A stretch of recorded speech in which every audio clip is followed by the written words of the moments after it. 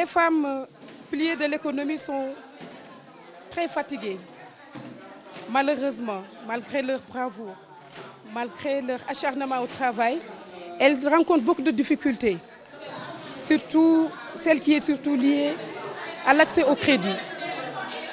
Le crédit qui est fondamental pour le développement de l'économie, qui est fondamental pour leur autonomisation économique. Et en tant que femme, nous savons que cette autonomisation, elle est essentielle. Elle est essentielle non seulement au bien-être de la femme et de sa famille, mais aussi au développement du monde rural.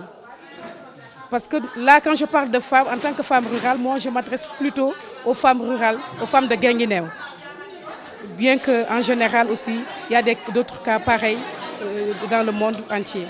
Dès lors, nous nous sommes dit qu'essayer de trouver des solutions en faveur de l'autonomisation est une priorité pour nous, dans le souci de combattre la pauvreté et surtout de booster l'économie socio-économique dans les zones rurales où nous sommes.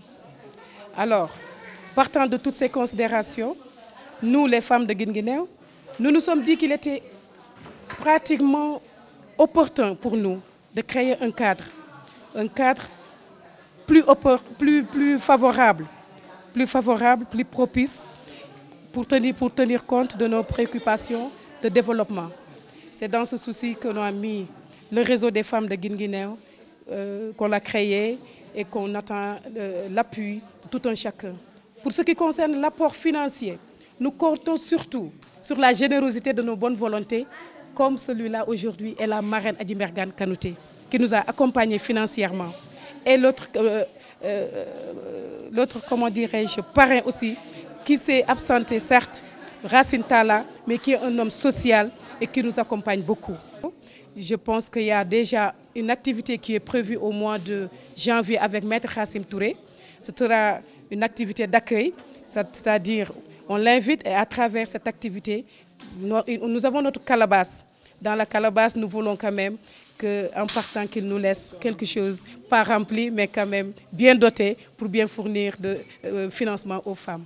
La première édition de Bébé 2019 Guinguinéo sera organisée avec le réseau des femmes de Guinguinéo et nous sommes déjà en plein préparatif dedans. Et depuis, avant même le lancement, on y était. Donc on l'a annoncé aujourd'hui, mais ce sera fait, Inch'Allah, la première maman du mois de l'année 2019 aura le soutien financier et matériel du réseau des femmes de Guinguinéo, Inch'Allah. C'est en ce sens que moi, en tant que privé, je dis au-delà de